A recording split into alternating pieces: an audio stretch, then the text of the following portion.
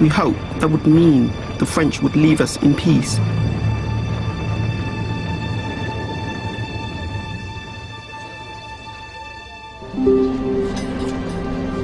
Saigon has all the trappings of the colonial good life. But the French authorities treat dissent ruthlessly. Ngo Vinh Long, raised in the Mekong Delta in the south of the country, remembers his childhood under French rule. The French made routine patrols and killed many Vietnamese. They dumped their bodies in the river. Every time I went down to get water, I saw floating corpses. I hated the French. My father said, we shouldn't hate the French, only French colonial policy. The remote villages in the mountains and jungles are fertile recruiting grounds for the nationalist cause.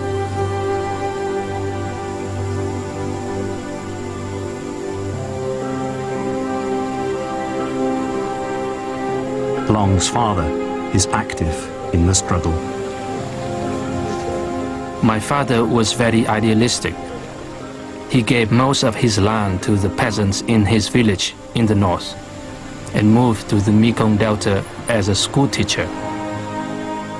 He was horribly tortured by the French. They bashed his head and broke his ribs, puncturing his lungs. Doctor said he only had a week to live,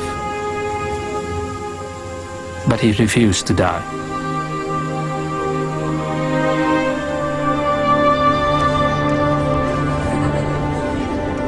Nationalism is also rife among the intellectuals and politically active in the towns and cities. Nguyen Lacroix. Many of us liked the French lifestyle, and parts of Saigon were very nice. But they were foreign rulers. Many weren't people, but some treated us like animals.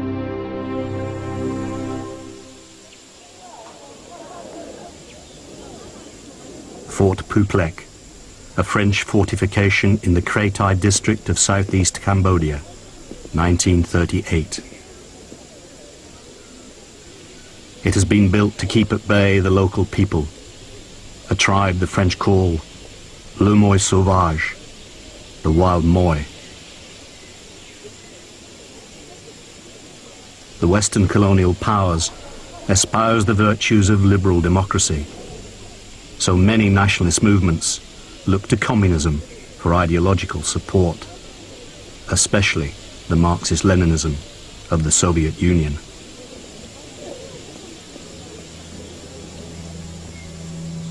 The leader of the Indo-Chinese Communist Party is a 48-year-old Vietnamese exile.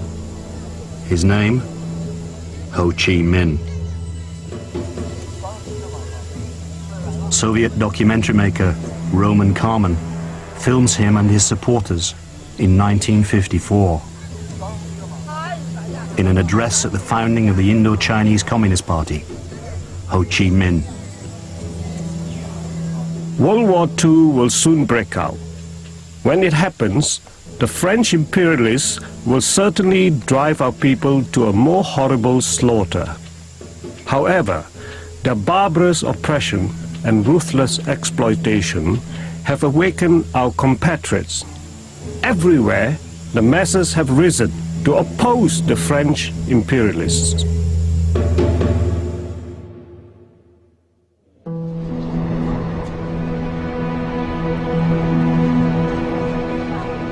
The Dutch East Indies, August 31st, 1941. Dutch soldiers and sailors relax in the cafes of Batavia, the sophisticated capital of Java.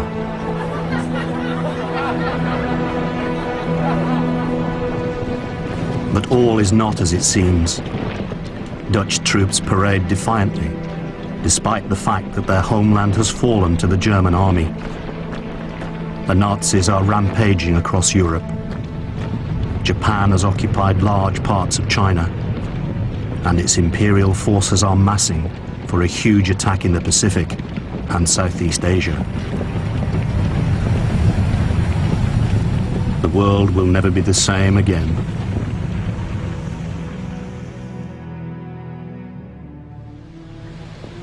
By the autumn of 1941, France is under the control of the Vichy government, which has signed an accord with Japan's ally, Adolf Hitler.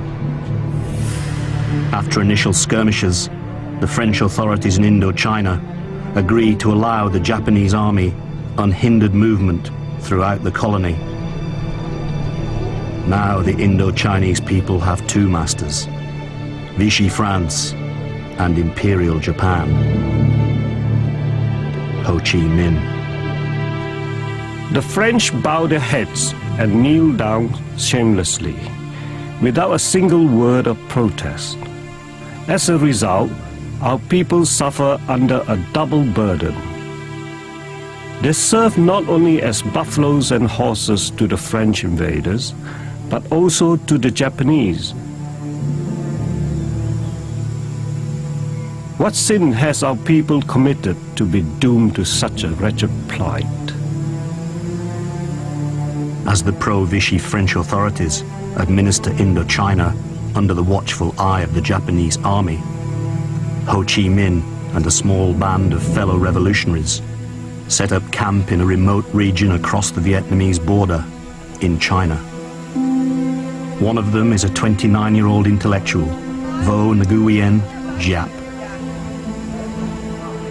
When we were in Quay Linh, Uncle Ho came and discussed with us the preparations for the task ahead when we return to our country. He said, in the current situation, national security becomes all the more important. We must organize a broad national front.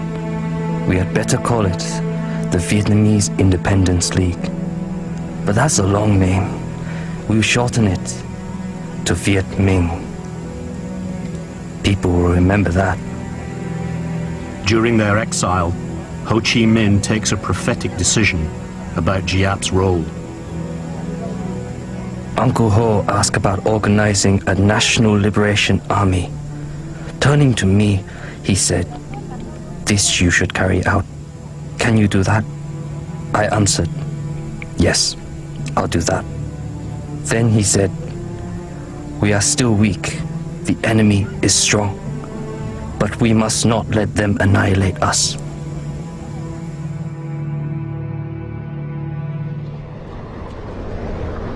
By 1942, following the Japanese attack on Pearl Harbor, the only parts of Asia and the Pacific not under Japanese control are the British stronghold of India and the territory in China controlled by Chiang Kai-shek's anti-communist Chinese nationalists. The fighting in China is ferocious.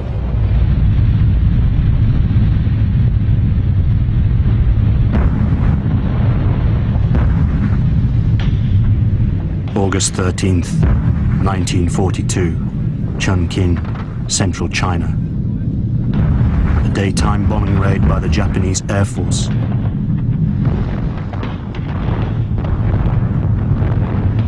Seven days of bombing devastates the city.